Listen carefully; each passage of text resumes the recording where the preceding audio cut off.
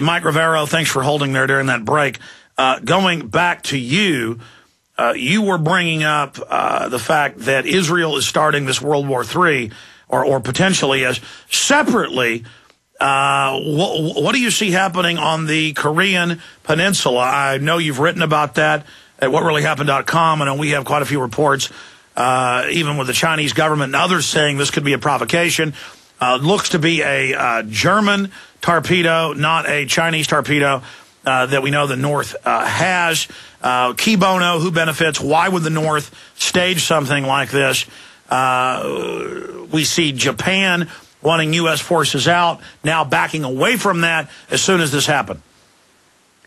Well, basically, I think we can all agree that, even though Kim Jong-il sometimes issues some very questionable statements, and his taste in sunglasses is definitely to be questioned, but I don't think Korea is stupid enough to do something like this. And if you look at exactly where this sinking took place, where it's deep inside South Korean waters, inside the middle of an ongoing military exercise involving 3 top-of-the-line U.S. warships, guided missile destroyers, Ticonderogas and Arleigh Burkes, and they are very well equipped for anti-submarine warfare. So the idea that one of those clunky, noisy North Korean submarines could scoot across the demarcation line, get into the middle of this ongoing exercise, flip off a torpedo at this warship, and then get out without being detected is absolutely ludicrous. Now, when they were holding up the blueprints of the North Korean torpedo that they claimed that they had found the remains of, if you study it very carefully and you look at the torpedo itself and the blueprints, they're not the same weapon because of the location of the fin actuators within the structure. There's a bunch of other differences as well, but I am absolutely convinced that what they found on the floor of the ocean is not that North Korean torpedo design. As you point out, the metallurgy suggests it's one of the German torpedoes.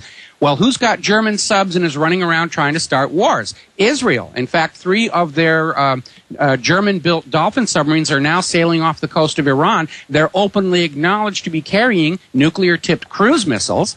We know that they're operating all the way out to the Pacific, and Israel likes to start wars. And so what better way than to go out and flip off a torpedo, sink this North Korean warship, and the U.S. and Israel and everybody else says, sink the South Korean warship and blame it on North Korea. It's like the USS Maine all over again, or the Gulf of Tonkin, and now China and Russia are both backing off and saying they're not convinced that North Korea had anything to do with this. They're very suspicious that this is another classic. Well, I mean, Mike, look, I can see this being a German torpedo, and I can see the West wanting to stay on the Korean Peninsula as part of the encirclement of China, and that's part of the stated Pentagon doctrine. But Israel in a medium-range submarine, and we know they do buy these German torpedoes, but I don't think that's enough evidence. But I mean, you can correct me if I'm wrong. To point at Israel. I mean, I don't think Israel is the progenitor and the source of every form of evil on earth. No, but I mean, we just saw them open fire on, a harmless aid convoy over the weekend and killed apparently the death count's now up to 20 people.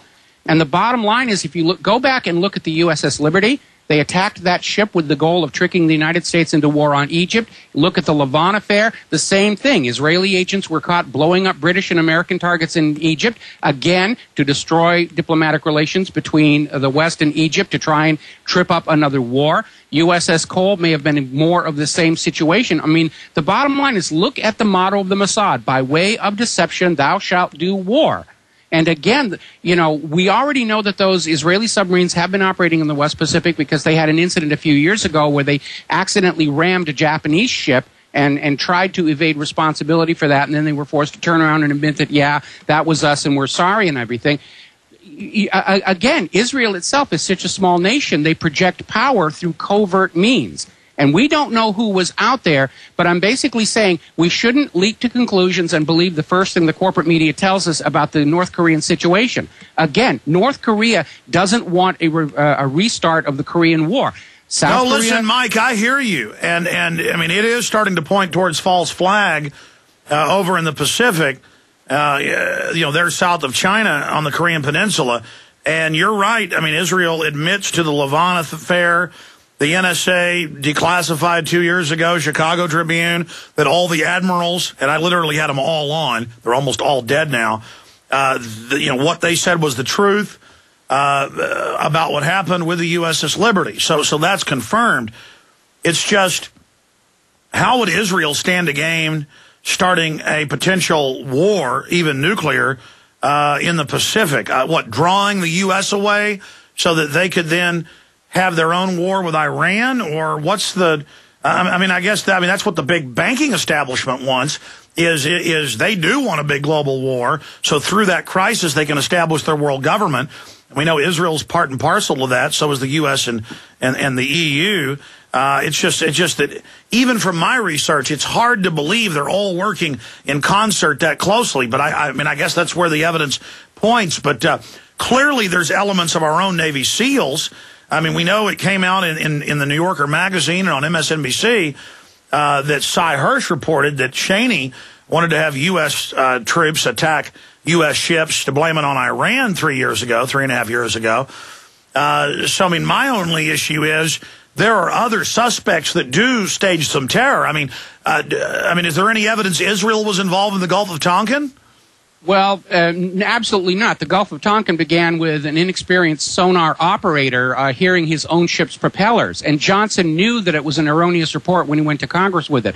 But getting back to the Korean situation, first of all, even though we're suggesting that Israel might have been involved there, I'm not saying that they were acting unilaterally or alone. We know that the U.S. and Israeli intelligence services team up together on some of these various operations. Now, if North Korea and South Korea restart their war, and that starts dragging resources in from China and Russia, that is going to take some of the potential for support on Iran's side away when the Iran war cranks up. Remember, the biggest fear right now is that if Israel launches a war with Iran and the U.S. gets dragged into it, that Russia and China will at least logistically be supporting Iran. But if they're tied up in a new war over in the Korean Peninsula, that is less support they're going to be able to send to Iran. And it's always been that logistical support that has been what is preventing war with Iran. That's why they're trying to keep Afghanistan torn up. That's why they're trying to get Georgia into a whole new war to close those tunnels through the Caucasus Mountains, is to prevent the resupply of Iran from Russia. Well, you make some really good points, and time will tell. But regardless, we know that the power structure has stated that they want more than just a regional war, bigger than Iraq, as a global distraction to bring in this global banking dictatorship. And so I find it very suspect that all of this, all these different kickoffs for more regional tension and nuclear war is just suddenly sprouting up and popping up everywhere. And you're right. If Russia and China are drawn off with a situation on the Korean Peninsula, that makes it a lot easier for Israel, who is openly saying, for those that just tuned in, the last month Netanyahu has said 3 or 4 times, we may go ahead and nuke Iran at any time. They're trying to pass sanctions to blockade all trade into Iran, which is an act of war, according to the Geneva Convention, and Ron Paul's on record with that. So there's no doubt that things are just going to get a lot more hairy. What are you worried about next, Mike? What shoe are you looking for to drop next? Well, as you point out, we have got way too many of the world leaders and world financial leaders and world political leaders who see their own personal fortunes being improved by a new major war. I think back about this wonderful movie called The International, and the storyline is basically that this large international bank is caught engaging in weapons trafficking, covert weapons trafficking, and the investigator says to the bank, why do you care if thus and such a country wins their war? And the bank says, we don't care if they win it. It's just war creates debt on both sides, so we're going to start wars because it's good for our banking business, and we don't care which side wins or loses because both sides go into debt. And if you look back at our own history in the United States, the U.S. government got out of the crash of 1907 by getting us into World War I. They got out of the crash of 1929 by getting us into World War II. Here we are in the throes of the crash of 2007, and look how hard our government is trying to start wars with anybody at all. It almost doesn't even matter. I'm almost reminded of Michael Moore's wonderful film Canadian Bacon, where America declares war on Canada just because they need a war and they can't find anybody else to fight with.